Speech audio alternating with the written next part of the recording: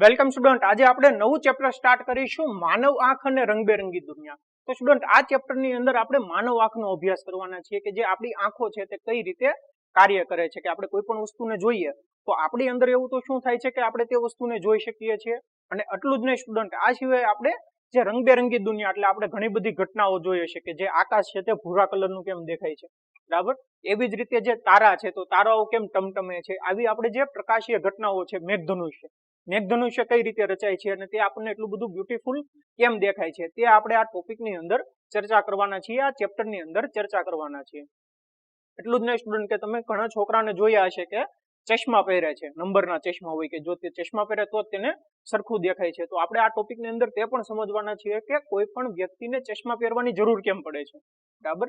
કે તેની આંખમાં એવો તો શું પ્રોબ્લેમ આવી જાય છે કે તેને ચશ્મા પહેરવાની જરૂર પડે છે અને જો તે ચશ્મા પહેરે તો તેને બધું ક્લિયર દેખાય છે. એટલું સમજાય ગયું સ્ટુડન્ટ? તો સ્ટુડન્ટ, હવે આપણે જોઈએ કે જે માનવ આંખ છે તો માનવ આંખની રચના શું છે તે આપણે સમજીએ.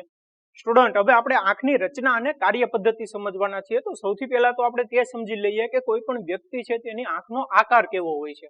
તો આપણે જો કોઈ પણ વ્યક્તિની આંખ બહાર કાઢીએ તો કંઈક આવી દેખાય છે. તમે જોઈ શકો છો કેવી દેખાય છે, ગોળાકાર દેખાય છે, બરાબર. અને આંખનો આ જે ભાગ છે તેને આંખનો ડોળો કહેવાય. શું કહેવાય? ડોળો કહેવાય. તો આ જે ગોળાકાર ભાગ છે તો તેનો વ્યાસ પણ હશે, તો તેનો વ્યાસ હોય છે 2.3 સેન્ટીમીટર.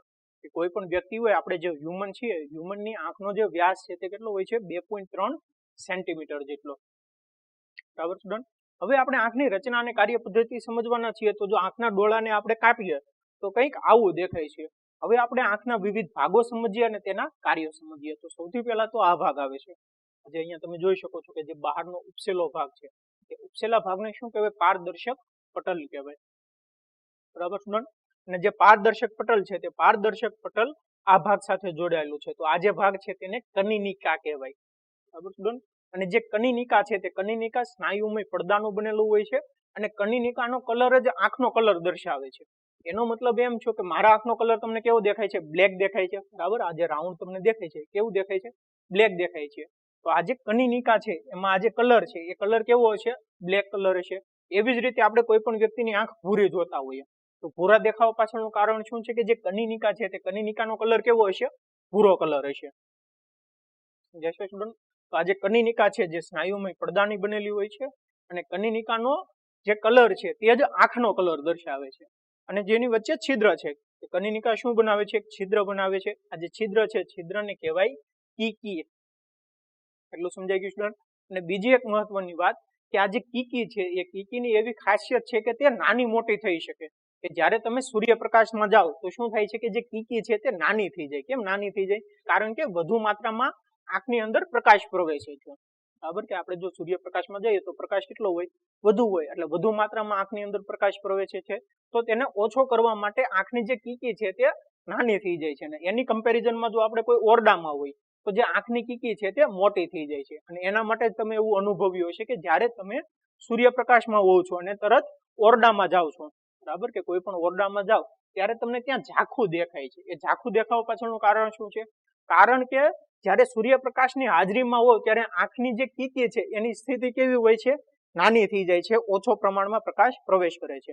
અને તમે જ્યારે તરત ઓરડાની અંદર પ્રવેશ કરો છો ત્યારે પણ જે આંખની કીકી છે તે કેવી હોય છે? નાની જ હોય છે, બરાબર. એટલા માટે તમને જે ઓરડાની અંદર કેવું દેખાય છે?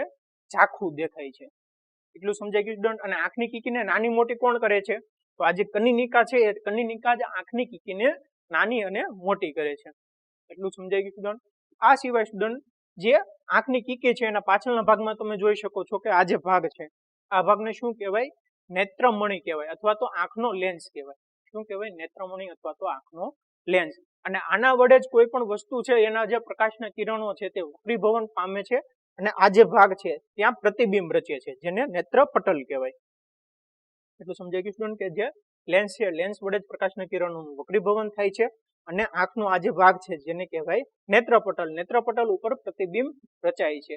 અને સ્ટુડન્ટ, બીજી એક અગત્યની વાત કે જે આંખનો લેન્સ છે તેને જાડો અને પાતળો કરવાની જરૂર પડે છે. આપણે આગળના ટોપિકની અંદર સમજશું કે જે આંખનો લેન્સ છે તે જાડો અને પતલો થાય છે. તો તે કોણ કરે છે? તો આ જે બંને ભાગ છે તેને સિલિયરી સ્નાયુઓ કહેવાય. એ શું કરે છે કે જે આંખનો લેન્સ છે તેને જાડો અને પતલો કરે છે. અને તે કરવાની કેમ જરૂર પડી તે આપણે આગળના ટોપિકની અંદર સમજશું. એટલું સમજાઈ ગયું સ્ટુડન્ટ? તો આવી રીતે જે આંખ છે એ આંખની અંદર વિવિધ ભાગો આવેલા છે. હવે સ્ટુડન્ટ આપણે સમજીએ કે કઈ રીતે પ્રતિબિંબ રચાય છે. તો જો શું થાય છે કે જે પ્રકાશના કિરણો છે તે પ્રકાશના કિરણો આંખમાં દાખલ થાય છે. તો આંખમાં દાખલ થાય છે તો સૌથી પહેલા તો જે પારદર્શક પટલ છે તે પારદર્શક પટલની અંદર થોડાક વક્રીભવન પામે. ત્યારબાદ અહીંયા જે નેત્રમણી છે તો નેત્રમણીની અંદર વક્રીભવન પામીને જે પ્રકાશના કિરણો છે તે પ્રકાશના કિરણોનું જે પ્રતિબિંબ છે તે પ્રતિબિંબ આ ભાગ ઉપર રચાય છે. સમજાય ગયું સ્ટુડન્ટ? એટલે કે નેત્ર પટલ પર પ્રતિબિંબ રચાય છે. તો કેવું રચાશે? આપણે આગળના ટોપિકમાં જોયું કે જે આ જે નેત્રમણી છે તે કેવી નેત્રમણી છે તમે જોઈ શકો છો કે જે એનો આકાર છે તે બહિગોળ લેન્સ જેવો છે. બરાબર? જો બહિગોળ લેન્સ હોય તો પ્રતિબિંબ કેવું રચાશે? પ્રતિબિંબ રચાશે વાસ્તવિક અને ઉલટું રચાશે. સમજાય ગયું સ્ટુડન્ટ?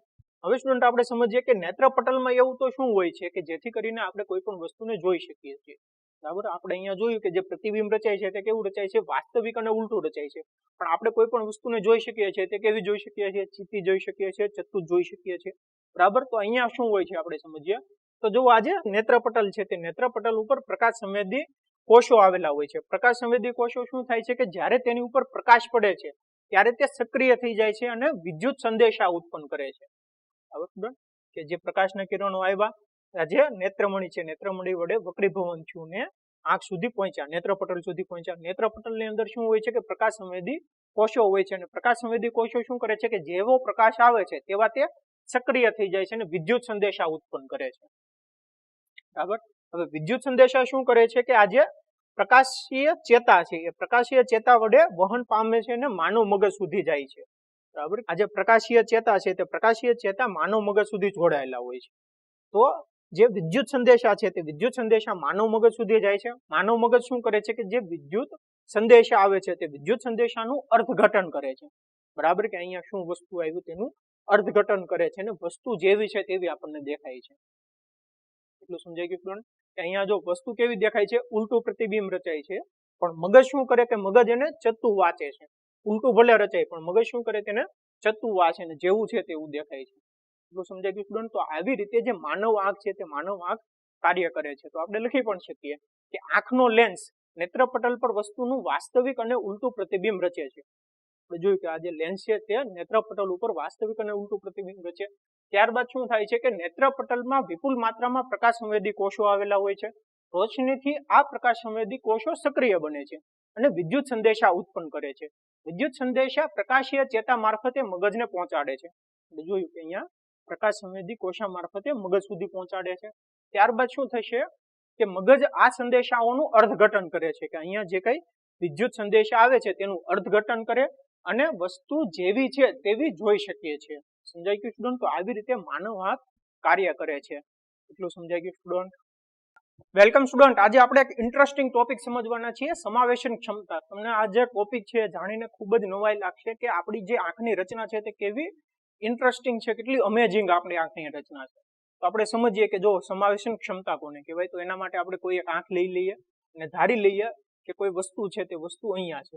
બરાબર? હવે વસ્તુમાંથી પ્રકાશના કિરણો નીકળશે તો શું થશે કે જે આંખનો લેન્સ છે આંખના લેન્સ વડે વક્રીભવન પામશે અને જે પ્રતિબિંબ છે તે નેત્રપટલ ઉપર પ્રતિબિંબ રચે છે. બરાબર? કે આવી રીતે આપણી જે આંખ છે તે કામ કરે છે. હવે એવો જ આપણે બીજો એક કેસ માની લઈએ કે આ કેસમાં શું હતું કે આપણે આંખનો લેન્સ છે ત્યાંથી વસ્તુને બહુ જ દૂર રાખી હતી. હવે આપણે બીજો એવો કેસ લઈ લઈએ કે જેની અંદર જે વસ્તુ છે તેને થોડુંક નજીક લાવી દઈએ. બરાબર સ્ટુડન્ટ? કે દૂરથી નજીક લાવ્યા. આંખનો લેન્સ છે તો આમાંથી પ્રકાશના કિરણો નીકળશે, વક્રીભવન પામશે ને અહીંયા પ્રતિબિંબ રચે છે. એટલું સમજાઈ ગયું સ્ટુડન્ટ? હવે આ બંને કેસ જુઓ, બંને કેસમાં તફાવત શું છે તે આપણે સમજીએ. તો જુઓ કે આ એટલું શું છે? વસ્તુ અંતર છે. એવી જ રીતે આ વસ્તુ અંતર છે પણ પ્રતિબિંબ અંતર જુઓ. પ્રતિબિંબ અંતર એટલે કે લેન્સ અને જ્યાં પ્રતિબિંબ રચાય છે તે બંને વચ્ચેનું અંતર એટલું અંતર છે. એવી જ રીતે આ કેસમાં બંને કેસમાં જે પ્રતિબિંબ અંતર છે તે કેવું છે? સરખું છે. હવે આપણે આગળના ચેપ્ટરની અંદર લેન્સનું સૂત્ર ભણી ચૂક્યા છીએ. શું લેન્સનું સૂત્ર જોયું હતું કે 1/v minus 1/u is equal to 1/f. આ લેન્સનું સૂત્ર ભણી ગયા છે. હવે એને જો આપણે ધ્યાનથી જોઈએ તો 1/v v શું છે? પ્રતિબિંબ અંતર. તો આપણે સમજીએ કે જો આ કેસમાં પ્રતિબિંબ અંતર અને આ કેસમાં પ્રતિબિંબ અંતર, બંને કેસમાં પ્રતિબિંબ અંતર કેવું રહેવાનું છે? સરખું જ રહેવાનું છે. એનો મતલબ એમ થાય કે આપણે વસ્તુ દૂર હોય, નજીક હોય કે ગમે ત્યારે હોય, પણ જે પ્રતિબિંબ રચાય છે તે પ્રતિબિંબ ક્યાં રચાવાનું છે? નેત્રપટલ ઉપર જ રચાવાનું છે. એટલે કે પ્રતિબિંબ અંતર કેવું રહે છે? અચળ જ રહે છે. બરાબર. તો 1/v આ જે કિંમત છે તે કેવી રહેશે? અચળ રહે છે. માઇનસ 1/u, u શું છે? વસ્તુ અંતર છે. વસ્તુ અંતર જોવો કે આ કેસમાં કેટલું છે? વધારે છે. આ કેસમાં કેટલું છે? ઓછું છે. એટલે કે વસ્તુ અંતર ચેન્જ થાય છે. હવે આ જે ઇક્વેશન છે, ઇક્વેશનને જો મારે સમતોલિત કરવું હોય, આ જે સમીકરણ છે લેન્સનું સમીકરણ, એને જો સમતોલિત કરવું હોય તો 1/v અચળ છે, 1/u બદલાયા કરે છે. એનો મતલબ એમ છે કે 1/f એટલે કે જે લેન્સની કેન્દ્ર લંબાઈ છે, કે આંખના લેન્સની જે કેન્દ્ર લંબાઈ છે તે પણ બદલાવી જોઈએ. બરાબર. તો જ આ જે સમીકરણ છે તે સમતોલિત થાય. તો આજે આંખના લેન્સની જે કેન્દ્ર લંબાઈ છે f, એટલે કે આ જે આંખનો લેન્સ છે એની કેન્દ્ર લંબાઈ બદલાવાની જે ક્ષમતા છે તેને જ સમાવેશન ક્ષમતા કહેવાય. સમજાય છે સ્ટુડન્ટ? તો આપણે લખી શકીએ કે સમાવેશન ક્ષમતા કોને કહેવાય? તો આંખના લેન્સની પોતાની કેન્દ્ર લંબાઈમાં ફેરફાર કરવાની ક્ષમતાને સમાવેશન ક્ષમતા કહે છે. બરાબર. તો જો શું કરે છે કે જે આંખનો લેન્સ છે એને કેન્દ્ર લંબાઈમાં ફેરફાર કરવા માટે આ જે બંને સિલિયરી સ્નાયુઓ છે તે મદદ કરે છે. બરાબર સ્ટુડન્ટ? કઈ રીતે મદદ કરે જો આપણે સમજીએ. તો જો શું થાય છે કે આ જે સિલિયરી સ્નાયુઓ છે એ શું કરે? શિથિલન પામે. બરાબર. શિથિલન પામે એટલે ફૂલાય છે. તો આવી રીતે જ્યારે બંને સ્નાયુઓ શિથિલન પામે ત્યારે શું થાય છે કે જે લેન્સ છે એ લેન્સ પતળો બને છે. હવે જો લેન્સ પતલો બને તો શું થાય? બરાબર. કે જો લેન્સ પતલો બને તો તેની વક્રતા ત્રિજ્યામાં વધારો થાય, અને વક્રતા ત્રિજ્યામાં વધારો થાય તો તેની કેન્દ્ર લંબાઈમાં વધારો થાય. હવે જો કેન્દ્ર લંબાઈમાં વધારો થાય એનો મતલબ એમ થાય કે આપણે જે દૂરની વસ્તુ છે એ દૂરની વસ્તુ સરળતાથી જોઈ શકીએ. આ જે સૂત્ર છે આ સૂત્ર પ્રમાણે. સમજાય છે? તમારે એટલું બધું યાદ રાખવાની જરૂર નથી. તમારે ખાલી એટલું જ યાદ રાખવાનું, જો સિમ્પલ છે કે જે સિલિયરી સ્નાયુઓ છે એ સિલિયરી સ્નાયુઓ શું કરે છે કે સિલિયરી સ્નાયુઓ શિથિલન પામે છે, અને જો સિલિયરી સ્નાયુઓ શિથિલન પામે તો વક્રતા ત્રિજ્યામાં વધારો થાય. વક્રતા ત્રિજ્યામાં વધારો થાય તો કેન્દ્ર લંબાઈમાં પણ વધારો થાય છે. અને જો કેન્દ્ર લંબાઈ વધારો થાય તો એનો મતલબ એમ થાય કે આપણે દૂરની વસ્તુને સરળતાથી જોઈ શકીએ છીએ. સમજાય છે સ્ટુડન્ટ? એવી જ રીતે આપણે અહીંયા સમજીએ કે જો અહીંયા શું થાય છે કે આંખનો લેન્સ છે અને સિલિયરી સ્નાયુઓ છે. તે આ જે સિલિયરી સ્નાયુઓ છે તે સિલિયરી સ્નાયુઓ શું થાય છે કે સંકોચન પામે છે. જો સિલિયરી સ્નાયુઓ સંકોચન પામે તો આ જે આંખનો લેન્સ છે તે આંખનો લેન્સ જાડો બને છે. અને જો આંખનો લેન્સ જાડો બને તો શું થાય છે કે જે લેન્સની વક્રતા ત્રિજ્યા છે તે વક્રતા ત્રિજ્યામાં ઘટાડો થાય. જો વક્રતા ત્રિજ્યા ઘટે તો તેની કેન્દ્ર લંબાઈ પણ ઘટે છે. અને જો કેન્દ્ર લંબાઈ ઘટે તો જે નજીકની વસ્તુ છે તે નજીકની વસ્તુ સરળતાથી જોઈ શકીએ છીએ. એટલું સમજાઈ ગયું થોડું? હવે માની લો કે અહીંયા જે આંખનો લેન્સ છે તે આંખનો લેન્સ જાડો નથી થતો. માની લો કે કોઈ વસ્તુ નજીક છે ને આંખનો લેન્સ જાડો નથી થતો ને પતલો રહે છે તો શું થાય? જો સ્ટુડન્ટ કે આમાંથી પ્રકાશના કિરણો નીકળે છે. હવે આંખનો લેન્સ પતલો છે તો એનો મતલબ શું છે કે તેની જે કેન્દ્ર લંબાઈ છે તે કેન્દ્ર લંબાઈ વધારે છે. એટલે કે જે વક્રીભવન પામીને જે બિંદુએ છેદે છે તે બિંદુ દૂર થઈ જશે. કે નેત્રપટલ ઉપર નહીં રચાય પ્રતિબિંબ, ક્યાં રચાશે? તેનાથી દૂર રચાશે. હવે નેત્રપટલ ઉપર પ્રતિબિંબ નથી રચાવાનું તો એનો મતલબ એમ છે કે જે નજીકની વસ્તુ છે તેને આપણે સરળતાથી નથી જોઈ શકવાના. બરાબર. કે નજીકની વસ્તુને જો જોવી હોય તો આ જે આંખનો લેન્સ છે તે આંખનો લેન્સ જાડો થવો જોઈએ. જાડો થવો જોઈએ એનો મતલબ એમ થાય કે વક્રતા ત્રિજ્યા ઘટવી જોઈએ અને કેન્દ્ર લંબાઈ પણ ઘટવી જોઈએ. તો જ આપણે જે નજીકની વસ્તુ છે તે નજીકની વસ્તુને સરળતાથી જોઈ શકીએ છીએ. સમજાય ગયું સ્ટુડન્ટ? તો આવી રીતે જે સમાવેશન ક્ષમતા છે તે સમાવેશન ક્ષમતા કોને કહેવાય? કે આંખના લેન્સની પોતાની કેન્દ્ર લંબાઈમાં ફેરફાર કરવાની. એટલે લેન્સ પતલો થાય જાડો થાય, પતલો થાય જાડો થાય, તે ફેરફાર કરવાની ક્ષમતાને સમાવેશન ક્ષમતા કહે છે. સમજાઈ ગયું સ્ટુડન્ટ? સ્ટુડન્ટ હવે આપણે નેક્સ્ટ ટોપિક જોઈએ કે નજીકનું બિંદુ અને દૂરનું બિંદુ બંનેનો મતલબ શું થાય તે આપણે સમજીએ. તો એના માટે અહીંયા જુઓ કે આપણે આંખ લીધી હતી અને અહીંયા કોઈ એક વસ્તુને લીધી હતી. તો વસ્તુમાંથી પ્રકાશના કિરણો નીકળતા હતા.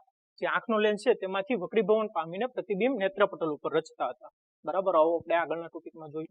હવે જો ત્યારે શું થતું હતું કે જ્યારે વસ્તુ દૂર હોય, આંખ છે, આંખથી જ્યારે વસ્તુ દૂર હોય ત્યારે શું થાય છે કે જે આંખનો લેન્સ છે તે આંખનો લેન્સ પતલો હોય છે. બરાબર સ્ટુડન્ટ? હવે જેમ જેમ વસ્તુ આંખની નજીક આવતી જાય તેમ શું થઈ શકે? જે આંખનો લેન્સ છે તે આંખનો લેન્સ જાડો થતો જશે. એટલે વસ્તુ અહીંયા છે તો માની લો કે અહીંયા આવી તો આંખનો લેન્સ જાડો છો. એવી જ રીતે પાછી અહીંયા આવી તો ફરીથી જાડો છો. સમજાય છે સ્ટુડન્ટ?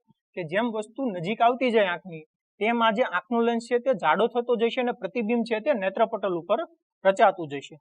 સમજાય છે?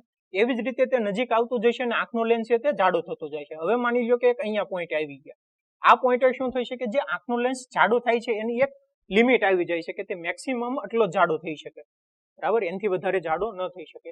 એનો મતલબ એમ છે કે જો વસ્તુને હજી આપણે નજીક લઈ જઈએ આંખની, તો શું થશે કે જે આંખનું લેન્સ છે તે જાડો થવાનો જ નથી. એનો મતલબ એમ છે કે જ્યારે વસ્તુ અહીંયા હશે ત્યારે શું થશે કે આપણે જે વસ્તુ છે તે વસ્તુને જોઈ જ નથી શકવાના. કેમ નથી જોઈ શકવાના? કારણ કે આંખનું લેન્સ જાડો થવાનો નથી અને તેનું પ્રતિબિંબ જે છે તે નેત્રપટલ ઉપર રચાવાનું જ નથી. તો આ જે પોઈન્ટ છે, આ પોઈન્ટ સુધી જ આપણે કોઈ પણ વસ્તુ છે તે કોઈ પણ વસ્તુને સરળતાથી જોઈ શકીએ છીએ. આ નજીકનો પોઈન્ટ છે, બરાબર. તો એનો મતલબ એમ થાય કે જો આ વસ્તુથી નજીક આપણે વસ્તુ લાવીએ તો આપણે તે વસ્તુને જોઈ શકવાના નથી. એટલે આ જે અંતર છે, આ અંતરને જ નજીકનું અંતર કહેવાય અથવા તો નજીકનું બિંદુ કહેવાય. આંખથી આ જે બિંદુ છે તેને નજીકનું બિંદુ કહેવાય. સમજાય છે સ્ટુડન્ટ? અને આપણે જે માનવ છે, માનવની અંદર નોર્મલી આ જે અંતર છે તે કેટલું હોય છે? 25 સેન્ટીમીટર જેટલું અંતર હોય. કે 25 સેન્ટીમીટર સુધી આપણે કોઈ પણ નજીકની વસ્તુ છે તો નજીકની વસ્તુને આપણે જોઈ શકીએ છીએ સરળતાથી. જો 25 સેન્ટીમીટર થી આપણે નજીક આવી જાય કે તમારી જે બુક છે, બુકને તમે એક્ઝેક્ટલી આંખ પાસે લાવીને જોશો અને વાંચવાનો પ્રયત્ન કરશો, તમે નહીં વાંચી શકો, ધૂંધળું દેખાશે. કેમ? કારણ કે જે તમારી આંખની જે જાડા થવાની ક્ષમતા છે તેની એક લિમિટ આવી જાય છે, બરાબર. એનાથી વધારે જાડું નહીં થઈ શકે ને જે પ્રતિબિંબ રચાય છે તે પ્રતિબિંબ નથી રચાતું. સમજાય છે સ્ટુડન્ટ? તો આવી રીતે આ જે બિંદુ છે કે જ્યાં સુધી આપણે નજીકની વસ્તુને સરળતાથી જોઈ શકીએ છીએ, સ્પષ્ટપણે જોઈ શકીએ છીએ, તે બિંદુને આંખનું નજીકનું બિંદુ કહેવાય. અને માણસની અંદર કેટલું હોય છે? 25 સેન્ટીમીટર જેટલું હોય છે. એવી જ રીતે આપણે દૂરનું બિંદુ સમજી શકીએ છીએ કે જે અંતરે આપણે વસ્તુને સરળતાથી જોઈ શકીએ છીએ, કે જે દૂરના અંતરથી આપણે વસ્તુને સરળતાથી જોઈ શકીએ છીએ તે દૂરના બિંદુને જે આંખ છે તેનું દૂરનું બિંદુ કહેવાય. અને નોર્મલી તે કેટલું હોય છે? અનંત અંતરે હોય છે. આપણે કોઈ પણ વસ્તુ હોય તેને આપણે અનંત અંતરે જોઈ શકીએ છીએ. સમજાય છે સ્ટુડન્ટ?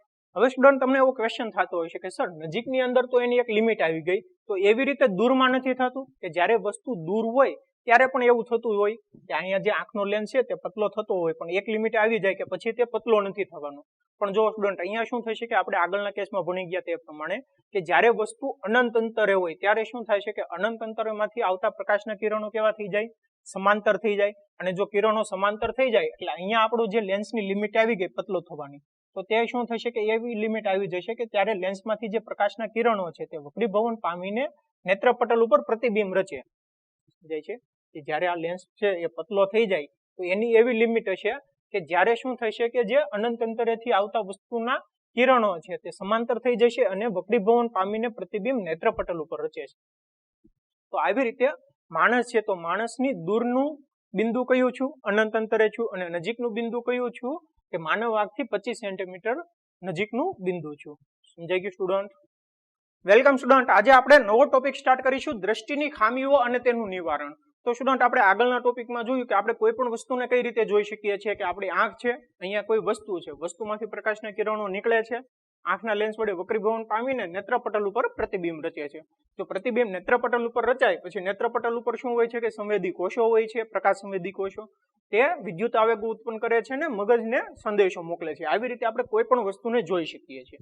પણ દ્રષ્ટિની ખામીઓ કે આપણને જોવામાં ખામી આવે છે તો તે કેના કારણે આવે છે તે આપણે આ ટોપિકની અંદર સમજવાના છે. તો આપણે સિમ્પલ થોડુંક ઓવરવ્યુ લઈ લઈએ કે જો શું થાય છે કે કોઈ વસ્તુ છે, વસ્તુમાંથી પ્રકાશના કિરણો નીકળ્યા, હવે જે આંખનો લેન્સ છે તે આંખનો લેન્સ વક્રીભવન કરીને નેત્રપટલ ઉપર પ્રતિબિંબ રચે છે. પણ ઘણીવાર કોઈ પણ કારણસર એવું થઈ શકે કે જે આંખનો લેન્સ છે તે આંખનો લેન્સ વક્રીભવન કરીને જે પ્રતિબિંબ રચે છે તે નેત્રપટલ ઉપર નથી રચતું પણ નેત્રપટલની આગળ રચે છે.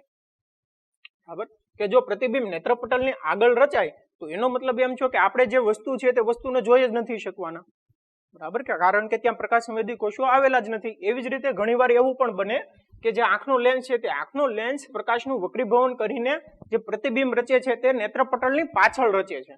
બરાબર? એટલે આપણે તે વસ્તુને જોઈ નથી શકવાના. તો આ પ્રકારે જ્યારે ખામીઓ ઉદ્ભવે છે કે આંખના લેન્સની કારણે તો તેને દ્રષ્ટિ ખામીઓ કહેવાય. અને જે દ્રષ્ટિ ખામીઓ છે તે દ્રષ્ટિ ખામીઓ 3 પ્રકારની છે.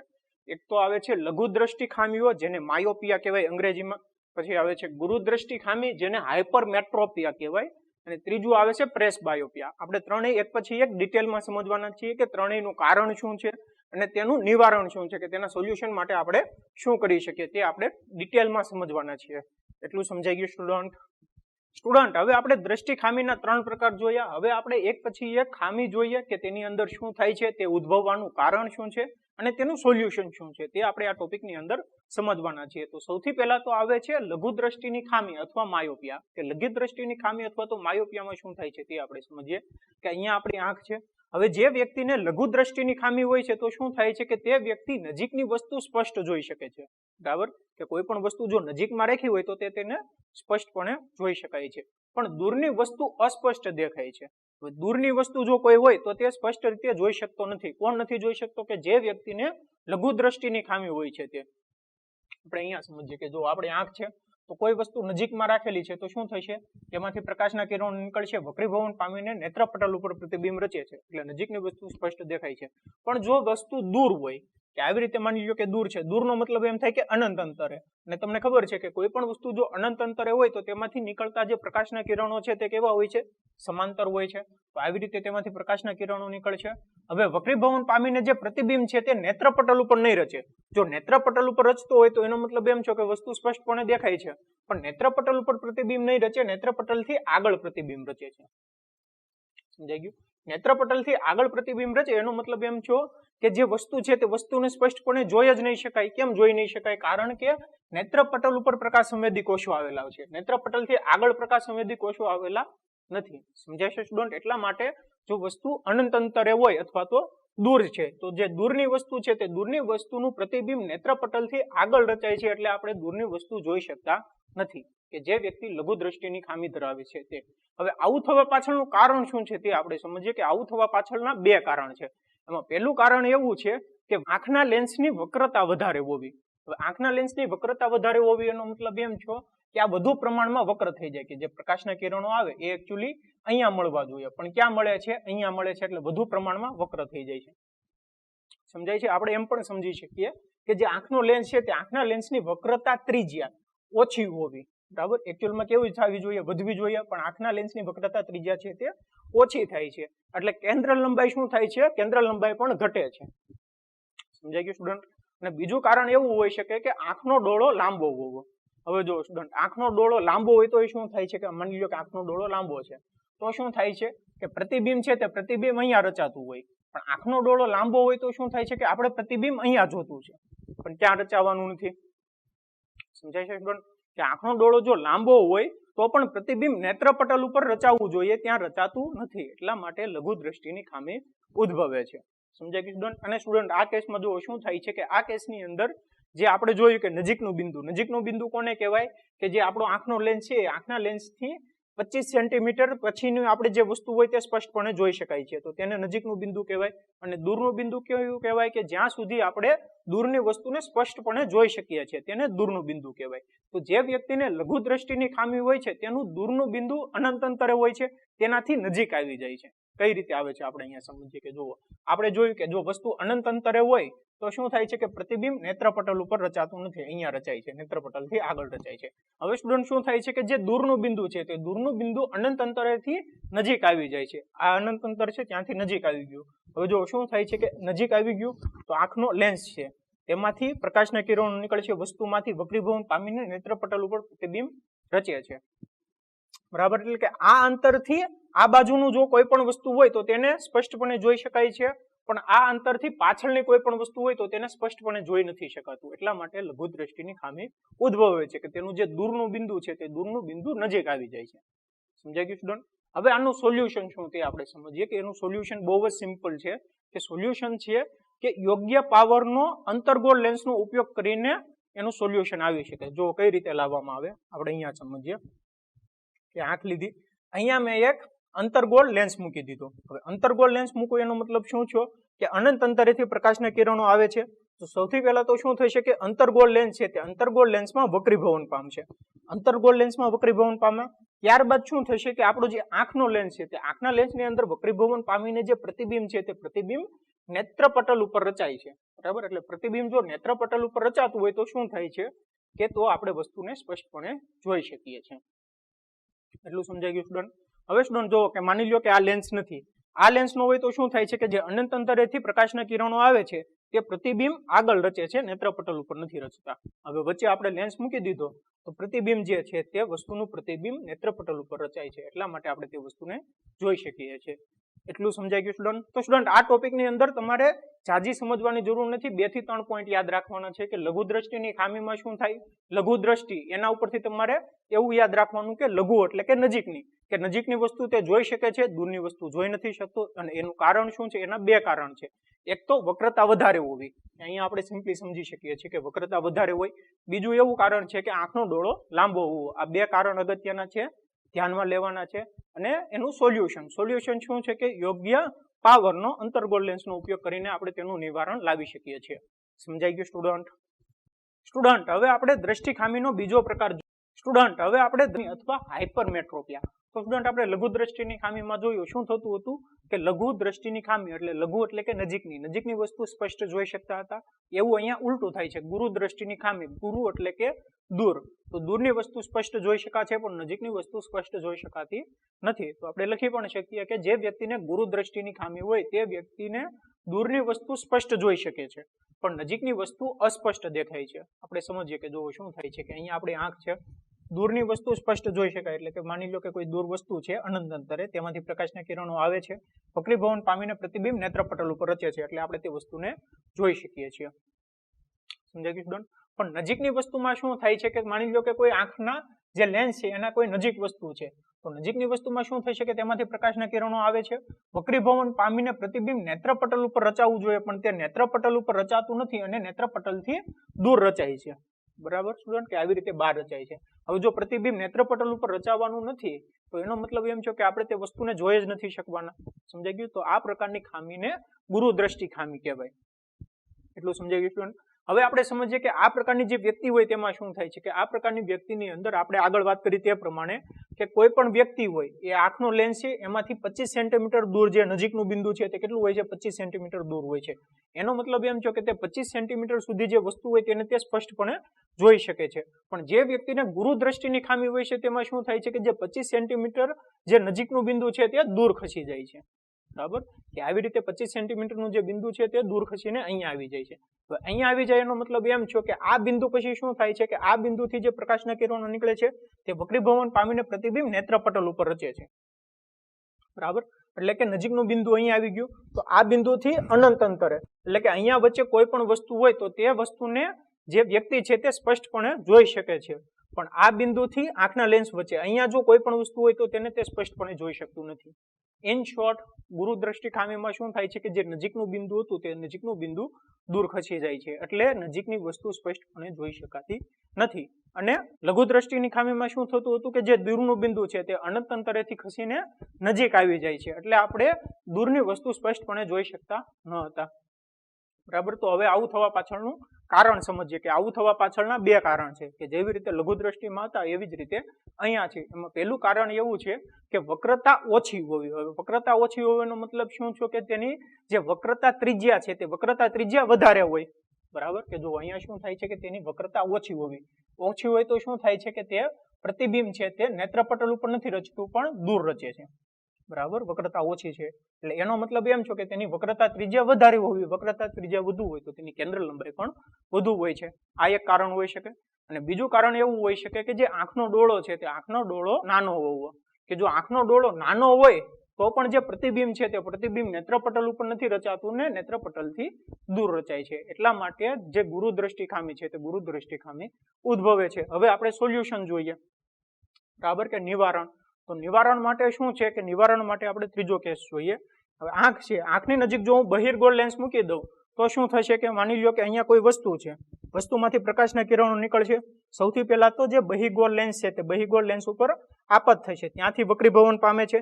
ત્યારબાદ જે આંખનો લેન્સ છે ત્યાંથી વક્રીભવન પામીને પ્રતિબિંબ જે છે તે નેત્રપટલ ઉપર રચે છે. એટલે યોગ્ય પાવરના બહિર્ગોળ લેન્સનો ઉપયોગ કરીને ગુરુ દ્રષ્ટિ ખામીનું નિવારણ લાવી શકાય છે. બહુ જ સિમ્પલ છે, સહેલું છે, બહુ જ ઈઝી છે. સમજાઈ ગયું સ્ટુડન્ટ?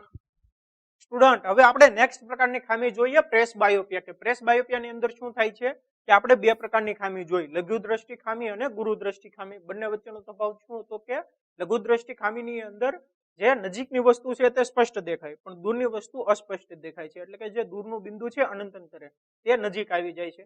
એવી જ રીતે ગુરુદ્રષ્ટિ ખામીની અંદર થતું હતું. ગુરુદ્રષ્ટિની ખામીની અંદર જે નજીકનું બિંદુ છે તે દૂર જતું હતું. એવી જ રીતે જે પ્રેસ બાયોપિયા છે તો પ્રેસ બાયોપિયાની અંદર જે નજીકનું બિંદુ છે તે દૂર જતું રહે છે અને દૂરનું બિંદુ નજીક આવી જાય છે. તો તમને એવો ડાઉટ થવો જોઈએ કે સર તો પ્રેસ બાયોપિયાનો ડિફરન્સ શું છે? તો આપણે કહી શકીએ કે કોઈ પણ વ્યક્તિ છે તે કોઈ પણ વ્યક્તિને બંને ખામી છે કે તેને લઘુ દ્રષ્ટિની ખામી પણ છે અને ગુરુ દ્રષ્ટિની ખામી પણ છે. બરાબર, પણ એવું નથી. જે પ્રેસ બાયોપિયા થવા પાછળનું જે કારણ છે તે મહત્વનું છે. ઓલા બંનેની અંદર શું થતું હતું? લઘુ દ્રષ્ટિ ખામી અને ગુરુ દ્રષ્ટિ ખામીની અંદર વક્રતા વધારે હોય અથવા તો ઓછી હોય અથવા તો આંખનો ડોળો લાંબો હોય અથવા તો ટૂંકો હોય તેના કારણે લઘુ દ્રષ્ટિ ખામી અથવા તો ગુરુ દ્રષ્ટિ ખામી ઉદ્ભવતી હતી. પણ જે પ્રેસ બાયોપિયા છે તે પ્રેસ બાયોપિયા થવા પાછળનું કારણ છે કે જ્યારે કોઈ પણ વ્યક્તિની ઉંમર મોટી થાય છે કે તેની ઉંમર વધે છે ત્યારે શું થાય છે કે તેની જે સ્નાયુઓ છે તે સ્નાયુઓની ક્ષમતા ઘટી જાય છે. એટલે જે આંખના સિલિયરી સ્નાયુઓ છે તેની ક્ષમતા ઘટી જાય છે અને જો આંખના સિલિયરી સ્નાયુઓની ક્ષમતા ઘટી જાય તો જે લેન્સ જાડો અને પતલો થવો જોઈએ તેમ તે થતો નથી. બરાબર, એના કારણે શું થાય છે કે જે વસ્તુ છે તે વસ્તુનું પ્રતિબિંબ નેત્રપટલ ઉપર રચાતું નથી. એટલે એના કારણે પ્રેસ બાયોપિયા ઉદ્ભવે છે. તો આપણે લખી શકીએ કે ઉંમર વધવાની સાથે આંખની સમાવેશ ક્ષમતા ઘટાડો થવાથી મોટાભાગની વ્યક્તિઓમાં આંખનું નજીકનું બિંદુ દૂર ધકેલાઈ જાય છે. બરાબર, નજીકનું બિંદુ દૂર ધકેલાઈ જાય છે અને કેટલીક વાર વ્યક્તિને દૂરનું અને નજીકનું બંને જોવામાં તકલીફ પડે છે. એટલે કે દૂરનું બિંદુ પણ નજીક આવી જાય છે. સમજાઈ ગયું? આ તમારે ડાયાગ્રામ થી સમજવાની જરૂર નથી. ખાલી એટલું સમજવાનું છે કે લઘુ દ્રષ્ટિ ખામી અને ગુરુ દ્રષ્ટિ ખામી બંને એક સાથે થાય છે પ્રેસ બાયોપિયાની અંદર. પણ ડિફરન્સ ખાલી એટલો છે કે જે થવા પાછળનું કારણ છે તે અલગ છે. કારણ શું છે કે સિલિયરી સ્નાયુઓ નબળા પડે છે બસ. અને ક્યારે નબળા પડે? ઉંમર વધવાની સાથે. તો આપણે કારણ પણ લખી શકીએ. એમાં પહેલું કારણ છે કે આંખના સિલિયરી સ્નાયુઓ નબળા પડવાથી. બરાબર, અને બીજું કારણ પણ છે. બીજું કારણ એવું છે કે આંખના લેન્સની સ્થિતિસ્થાપકતા ઘટવાથી. હવે જો આંખના લેન્સની સ્થિતિસ્થાપકતાનો મતલબ શું છે? આંખના લેન્સની સ્થિતિસ્થાપકતાનો મતલબ એવો થાય કે જ્યારે આંખ છે એ શું થાય છે કે આપણે આગળ વાત કરી તે પ્રમાણે કે કોઈ પણ વસ્તુ હોય જો અનંત અંતરે હોય ત્યારે કેવું હોય છે? આંખનો લેન્સ પતલો હોય છે. હવે જેમ વસ્તુ નજીક આવતી જાય તેમ કેવો થતો જાય છે? જાડો થતો જાય છે. બરાબર, કોણ કરે છે જાડો? સિલિયરી સ્નાયુઓ. પણ જે આંખનો લેન્સ છે તે આંખનો લેન્સ જાડો થતો જ નથી. આ જે સિલિયરી સ્નાયુઓ છે એ સિલિયરી સ્નાયુઓ તેને જાડો કરે છે પણ જે આંખનો લેન્સ છે તે થતો જ નથી કે તેની જે સ્થિતિસ્થાપકતા છે તે ઘટી જાય છે. બરાબર, કે જે જેટલા પ્રમાણમાં થવો જોઈએ તે આંખનો લેન્સ નથી થતો. હવે એના કારણે પણ જે પ્રેસ બાયોપિયા છે તે પ્રેસ બાયોપિયા ઉદ્ભવી શકે છે અને જે સિલિયરી સ્નાયુઓ છે તે સિલિયરી સ્નાયુઓ પણ જો નબળા પડી જાય તો પણ પ્રેસ બાયોપિયા ઉત્પન્ન થાય છે. તો આ બે કારણના લીધે પ્રેસ બાયોપિયા ઉદ્ભવે છે અને બંનેની અંદર સરખું થાય છે કે નજીકની વસ્તુ અને દૂરની વસ્તુ બંને દેખાતી નથી સરખી રીતે. તો એનું સોલ્યુશન શું છે કે યોગ્ય પાવરના દ્વિકેન્દ્રીય લેન્સનો ઉપયોગ કરવાનો. યોગ્ય પાવરના દ્વિકેન્દ્રીય લેન્સનો ઉપયોગ કરવાથી થાય છે કે જે વસ્તુ છે તે વસ્તુ સ્પષ્ટ દેખાય છે કે દૂરની અને નજીકનું. દ્વિકેન્દ્રીય લેન્સનો મતલબ એમ થાય કે તેની અંદર બંને પ્રકારના લેન્સ આવી જાય કે અંતર્ગોળ લેન્સ અને બહિર્ગોળ લેન્સ. તમને ખબર છે અંતર્ગોળ લેન્સનો ઉપયોગ ક્યાં થાય છે? કે અંતર્ગોળ લેન્સનો ઉપયોગ થાય છે જ્યારે દૂરની વસ્તુ જોવી હોય ત્યારે અંતર્ગોળ લેન્સનો ઉપયોગ થાય છે. જ્યારે નજીકની વસ્તુ જોવામાં બહિર્ગોળ લેન્સનો ઉપયોગ થાય છે. અને આ પ્રકારના કાચ હોય છે. તમે જોયા હશે કે જે ચશ્મા છે ચશ્મા આ પ્રકારના હોય છે અને એની અંદર એક નાની અમથી ટીલડી હોય છે. જે નાની અમથી ટીલડી છે તે કેવો લેન્સ છે? બહિર્ગોળ લેન્સ છે. બરાબર, કે તે નજીકનું જોવા માટે કામમાં લાગે છે. અને બીજો જે કાચ છે બાકીનો જે ભાગ છે તે અંતર્ગોળ લેન્સ છે જે દૂરની વસ્તુ જોવામાં ઉપયોગી થાય છે. સમજાઈ ગયું સ્ટુડન્ટ? તો આવી રીતે પ્રેસ બાયોપિયા ખામીનું નિવારણ લાવવામાં આવે છે. એટલું સમજાઈ ગયું સ્ટુડન્ટ? સ્ટુડન્ટ અત્યાર સુધી આપણે જોયું કે ભાઈ દ્રષ્ટિ ખામી કોને કહેવાય અને તેના નિવારણ માટે શું કરી શકાય. હવે આપણે સ્ટુડન્ટ તેના રિલેટેડ એક્ઝામ્પલ જોઈએ. તો લઘુ દ્રષ્ટિની ખામી ધરાવતી વ્યક્તિ માટે દૂરબિંદુ આંખની સામે 80 સેન્ટીમીટર દૂર છે.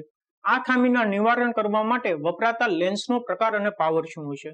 તો સ્ટુડન્ટ હવે આ એક્ઝામ્પલ જુઓ. આ એક્ઝામ્પલ ની અંદર શું છે કે આ એક્ઝામ્પલ ની અંદર કોઈ વ્યક્તિને લઘુ દ્રષ્ટિની ખામી છે. લઘુ દ્રષ્ટિની ખામીની અંદર તમને ખબર છે કે જે દૂરની વસ્તુ છે તે નથી દેખાતી વ્યક્તિને, નજીકની વસ્તુ તેને સ્પષ્ટ દેખાય છે પણ જે દૂરની વસ્તુ છે તે વ્યક્તિ જોઈ નથી શકતો. બરાબર, તો તેની લઘુ દ્રષ્ટિની ખામી ધરાવતી વ્યક્તિ માટે જે દૂર બિંદુ છે જે નોર્મલી અનંત અંતરે હોય સામાન્ય વ્યક્તિ માટે, બરાબર, તે ક્યાં આવી ગયું છે? તે આંખની સામે 80 સેન્ટીમીટર દૂર છે. તો આ ખામીના નિવારણ કરવા માટે વપરાતા લેન્સનો પ્રકાર અને પાવર શું છે? લેન્સનો પ્રકાર તો આપણે જોઈ લીધો કે કયો હશે. પણ તેનો પાવર પણ મેળવવાનો છે. તો કઈ રીતે મેળવશું? તો સૌથી પહેલા તો આપણે જે લઘુ દ્રષ્ટિની ખામી છે એ સરખી રીતે ફરીથી એકવાર સમજી લઈએ એટલે વધુ ક્લિયર થઈ જશે. બરાબર સ્ટુડન્ટ? તો અહીંયા આપણી આંખ છે. હવે માની લો કે અનંત અંતરેથી પ્રકાશના કિરણો આવે છે. હવે આ વ્યક્તિને લઘુ દ્રષ્ટિની ખામી છે એટલે શું થશે કે આ જે પ્રકાશના કિરણો છે તે પ્રતિબિંબ ક્યાં રચે છે? રેટિના ઉપર રચવાની જગ્યાએ અહીંયા રચે છે. બરાબર? કે આ જે પ્રતિબિંબ છે તે પ્રતિબિંબ અહીંયા રચાય છે. હવે જો સ્ટુડન્ટ શું થાય છે કે આ જે વ્યક્તિ છે, બરાબર, કે આ જે વ્યક્તિ છે એ વ્યક્તિની જે અનંત અંતરેથી પ્રકાશના કિરણો આવતા હોય તો તે પ્રતિબિંબ રેટિના ઉપર રચવાની જગ્યાએ અહીંયા રચે છે. પણ એનું જે દૂરનું બિંદુ છે તે અનંત અંતરેથી માની લો કે અહીંયા 80 સેન્ટીમીટર દૂર આવી ગયો, કે આ અંતર 80 સેન્ટીમીટર છે, અહીંયા આવી ગયું છે. બરાબર? એટલે કે જો કોઈ વસ્તુ છે એ વસ્તુ જો અહીંયા હશે તો અહીંયાથી જે પ્રકાશના કિરણો આવશે તે પ્રતિબિંબ રેટિના ઉપર રચશે. બરાબર સ્ટુડન્ટ? તો જુઓ કે આના માટે આપણે શું કરી શકીએ કે આ જે વ્યક્તિ છે એ વ્યક્તિને જે અનંત અંતરની જે વસ્તુ છે તે ક્લિયર દેખાય એના માટે આપણે શું કરી શકીએ? તો એના માટે આપણે એક અંતર્ગોળ લેન્સનો ઉપયોગ કરીએ. બરાબર? કે આ અંતર્ગોળ લેન્સ છે. હવે જુઓ કે ખાલી અંતર્ગોળ લેન્સ છે, અહીંયા આંખ નથી, તમારે કઈ નથી સમજવાનું, અહીંયા ખાલી સમજો. જો તમને એટલું સમજાઈ ગયું ને તો તમારો જે લઘુ દ્રષ્ટિ ખામી, ગુરુ દ્રષ્ટિ ખામી અને આ ટાઈપના જે એક્ઝામ્પલ છે તે તમે ઇઝીલી સોલ્વ કરી શકશો. અને સ્ટુડન્ટ આ જે એક્ઝામ્પલ છે એ એક્ઝામ્પલ સમજવા થોડાક અઘરા છે. બરાબર? એટલે ધ્યાન દઈને સમજજો સ્ટુડન્ટ. તો જુઓ કે અંતર્ગોળ લેન્સ છે, અનંત અંતરેથી પ્રકાશના કિરણો આવે છે. જો અનંત અંતરેથી પ્રકાશના કિરણો આવતા હોય તો તમને ખબર છે કે જે પ્રકાશના કિરણો છે વક્રીભવન પામીને કઈ રીતે વક્રીભવન પામશે? જો અંતર્ગોળ લેન્સ હોય તો. બરાબર? કે મુખ્ય અક્ષ, આ માની લો મુખ્ય અક્ષ છે, મુખ્ય અક્ષને સમાંતર પ્રકાશના આપાત થતા કિરણો શું કરશે? વક્રીભવન પામશે. અને અહીંયા જે લેન્સ છે એ લેન્સનું મુખ્ય કેન્દ્ર માની લો કે અહીંયા છે. બરાબર? કે જે મુખ્ય કેન્દ્ર છે, મુખ્ય કેન્દ્રમાંથી નીકળતા હોય એવો આભાસ થાય. બરાબર? કે એની જે મુખ્ય કેન્દ્ર છે, મુખ્ય કેન્દ્રની વ્યાખ્યા પ્રમાણે અને એની કિરણાકૃતિની અંદર આપણે ચેપ્ટર 10 ની અંદર જોયું હતું કે તે આ રીતે નિર્ગમન પામશે. હવે જુઓ કે એનો મતલબ શું છે કે એનો મતલબ એમ થાય કે અહીંયા કોઈ પણ વ્યક્તિ ઊભો હોય તો એને શું લાગે? એને લાગે કે અહીંયા જે વસ્તુ અનંત અંતરેથી આવે છે, બરાબર, એ અનંત અંતરેથી આવતી વસ્તુનું પ્રતિબિંબ ક્યાં રચાય છે? અહીંયા રચાય છે. એટલે કે અહીંયા જે વ્યક્તિ હોય એ વ્યક્તિને એમ લાગે કે જે કઈ વસ્તુ એને જે દેખાતી હોય એ અહીંયા હોય એવું લાગે. સમજાય છે સ્ટુડન્ટ? કે જે ધોરણ જે ચેપ્ટર 10 છે, ચેપ્ટર 10 ને યાદ કરો કે અનંત અંતરેથી જે પ્રકાશના કિરણો આવે છે ને અહીંયા કોઈ વ્યક્તિ જોવે છે તો એને એવું લાગે કે જે વસ્તુ છે એ વસ્તુ અહીંયા છે એવું લાગે. બરાબર? હવે શું કરવાનું છે કે આ જે વ્યક્તિ છે આ વ્યક્તિને આપણે એવું લગાડવાનું છે કે જે વસ્તુ છે અનંત અંતરેથી જે પ્રકાશના કિરણો આવે છે કોઈ પણ વસ્તુના, બરાબર, એ વસ્તુ અહીંયા જે વ્યક્તિ છે એ વ્યક્તિને આપણે એવું લગાડવાનું છે કે તે 80 સેન્ટીમીટર દૂરથી આવે છે. જો 80 સેન્ટીમીટર દૂરથી આવતું હોય એવું અહીંયા જે વ્યક્તિ છે તે વ્યક્તિને એવું લાગી ગયું એટલે એનો મતલબ એમ થાય કે જે વ્યક્તિ છે તે વ્યક્તિને જે વસ્તુ છે તે વસ્તુ દેખાશે, અનંત અંતરે વાળી વસ્તુ. બરાબર? ફરીથી એકવાર રિપીટ કરી દઉં, ધ્યાન દઈને સમજો કે જો અંતર્ગોળ લેન્સ છે, અનંત અંતરેથી પ્રકાશના કિરણો આવે છે, બરાબર, વક્રીભવન પામશે. હવે વક્રીભવન પામીને અહીંયા કોઈ વ્યક્તિ માની લો કે જોવે છે અનંત અંતરે રહેલી વસ્તુને તો એને પ્રતિબિંબ ક્યાં દેખાશે? પ્રતિબિંબ દેખાશે મુખ્ય કેન્દ્ર ઉપર. બરાબર? કે એને એમ લાગશે કે ભાઈ મુખ્ય કેન્દ્રમાંથી પ્રકાશના કિરણો આવે છે ને એને તે જોવે છે કોઈ પણ વસ્તુ ત્યાં છે.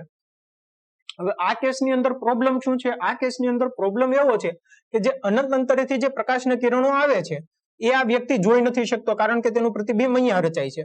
તો પ્રતિબિંબ જો અહીંયા રચાતું હોય તો આ વ્યક્તિ જોઈ શકત. બરાબર? અને એને એવું છે કે અહીંયા 80 સેન્ટીમીટર દૂર એક વસ્તુ છે કે કોઈ પણ વસ્તુ છે ત્યાંથી પ્રકાશના કિરણો આવે તો તેને તે ક્લિયરલી જોઈ શકે છે. બરાબર? હવે શું થયું કે જે અનંત અંતરેથી પ્રકાશના કિરણો આવે છે હું એવું ગોઠવી દઉં કે અહીંયા જે લેન્સ છે આ લેન્સની મદદથી હું એવું ગોઠવી દઉં કે જે અનંત અંતરેથી પ્રકાશના કિરણો આવે છે આ વ્યક્તિને એવું લાગે કે તે પ્રકાશના કિરણો આ બિંદુથી આવે છે. બરાબર? કે જો આ બિંદુથી આવતા હોય એવું આ વ્યક્તિને લાગે તો પ્રતિબિંબ ક્યાં રચાશે? રેટિના ઉપર રચાશે. બરાબર? તો એના માટે જે અંતર્ગોળ લેન્સનો છે ને ઉપયોગ થાય છે. તો અંતર્ગોળ લેન્સનો આપણે મુખ્ય કેન્દ્ર કેવું યુઝ કરવાનું કે મુખ્ય કેન્દ્ર એવું યુઝ કરવાનું કે આ વ્યક્તિનું જે દૂરનું બિંદુ છે તે, બરાબર, જોજો, ધ્યાન દઈને સમજો. જો આ પ્રકાશના કિરણો આવ્યા તેનું મુખ્ય કેન્દ્ર અહીંયા છે. હવે હું મુખ્ય કેન્દ્ર માની લો કે એને શિફ્ટ કરીને અહીંયા લઈ લઉં કે અહીંયા જે લેન્સ છે લેન્સ એવો યુઝ કરું કે એનું મુખ્ય કેન્દ્ર અહીંયા હોય આની જેટલું. બરાબર? એટલે હવે અહીંયા જે વક્રીભવન પામ્યું બરાબર કે આ જે નિર્ગમન કિરણ છે વક્રીભવન પામીને નીકળે છે એનું પ્રતિબિંબ ક્યાં રચાતું હોય છે? અહીંયા રચાતું હોય છે 80 સેન્ટીમીટર દૂર. બરાબર કે આ જે લેન્સ છે એ લેન્સની માની લો કેન્દ્ર લંબાઈ 80 સેન્ટીમીટર છે. તો આ જે લેન્સ છે લેન્સ દ્વારા જે પ્રતિબિંબ રચાય છે વક્રીભવન પામીને અહીંયા કોઈ વ્યક્તિ જોવે છે તો એને એવું લાગે કે જે વસ્તુ છે તે અહીંથી આવે છે એના પ્રકાશના કિરણો. બરાબર, તો એવું જ આ કેસની અંદર સોલ્યુશન થશે. તો જો હવે આ જે નેત્રમણી છે એ નેત્રમણી આગળ હું એક લેન્સ મૂકી દઉં, આવો અંતર્ગોળ લેન્સ. બરાબર, લેન્સ મૂકી દીધો. હવે જે અનંત અંતરેથી પ્રકાશના કિરણો આવે છે એ અહીંયા શું કરશે? સૌથી પહેલા તો વક્રીભવન પામીને આવી રીતે નિર્ગમન પામે છે અને આ નિર્ગમન પામેલા કિરણો આપણે એવો વક્રીભવન યુઝ કરવાનો, અહીંયા જે લેન્સ છે લેન્સ એવો યુઝ કરવાનો કે એની કેન્દ્ર લંબાઈ એટલી હોય, બરાબર 80 સેન્ટીમીટર જેટલી હોય. એટલે હવે અહીંયા જે વ્યક્તિ છે વ્યક્તિને શું લાગે છે કે જે પ્રકાશના કિરણો છે એ પ્રકાશના કિરણો આ બિંદુ ઉપરથી આવે છે એવું લાગે. એટલે જો આ બિંદુ ઉપરથી પ્રકાશના કિરણો આવતા હોય તો તેનું પ્રતિબિંબ રેટિના ઉપર રચાશે. સમજાય છે સ્ટુડન્ટ? તો આ રીતે લઘુ દ્રષ્ટિની ખામીનું નિવારણ આવે છે. તો એના માટે સમજીએ કે હવે આ જે લેન્સ છે એ લેન્સ કયો યુઝ કરવાનો? સૌથી પહેલા તો લેન્સનો પ્રકાર તમને ખબર છે કયો છે? અંતર્ગોળ લેન્સ. હવે એના માટે આપણે સમજીએ કે જોવો કે આ અંતર્ગોળ લેન્સ છે એના માટે વસ્તુ અંતર શું છું? અનંત અંતરે છું. બરાબર કે વસ્તુ અંતર શું થાય? અનંત થાય. એટલે કે u is equal to minus infinity. બરાબર, પ્રતિબિંબ અંતર v બરાબર કેટલા છે? અહીંયા તમે ડાયરેક્ટલી પણ સમજી શકો છો ને લેન્સના સૂત્રથી પણ સમજી શકો છો. તો જોઈએ v બરાબર શું છું? એટલું છું પ્રતિબિંબ અંતર અહીંયા રચાય છે ને પ્રતિબિંબ, તો -80 સેન્ટીમીટર અને તમારે એની કેન્દ્ર લંબાઈ f મેળવવાની છે. તો લેન્સનું સૂત્ર શું છે? 1/v માઇનસ 1/u બરાબર 1/f. તો 1/v એટલે કે 1/-80 માઇનસ 1/u કેટલા છે? Minus infinity is equal to 1/f. હવે 1/ઇન્ફિનિટી એટલે શું થાય? 0 થાય. 1/માં અનંત સંખ્યા એટલે 0 હોય. તો -1/80 બરાબર 1/f. તો f બરાબર કેટલા આવ્યા? -80 સેન્ટીમીટર. તો જો માઇનસ આવ્યા જે ઓલરેડી દર્શાવે છે કે u પ્રતિબિંબ અંતર અને કેન્દ્ર લંબાઈ બંને કેવી આવે છે? સરખી જ આવે છે. બરાબર, આપણે અહીંયા પણ સમજી શકીએ છીએ અથવા તો આ રીતે પણ સમજી શકીએ છીએ. તો જો f બરાબર કેટલા આવ્યા? -80 સેન્ટીમીટર. માઇનસ શું દર્શાવે? અંતર્ગોળ લેન્સ દર્શાવે છે. બરાબર, -80 સેન્ટીમીટર. તો લેન્સનો પ્રકાર ખબર પડી ગઈ. હવે પાવર મેળવવાનો છે. તો સિમ્પલ છે, પાવર આપણે અહીંયા જ મેળવીએ કે પાવર p બરાબર 1/f બરાબર કેટલા થશે?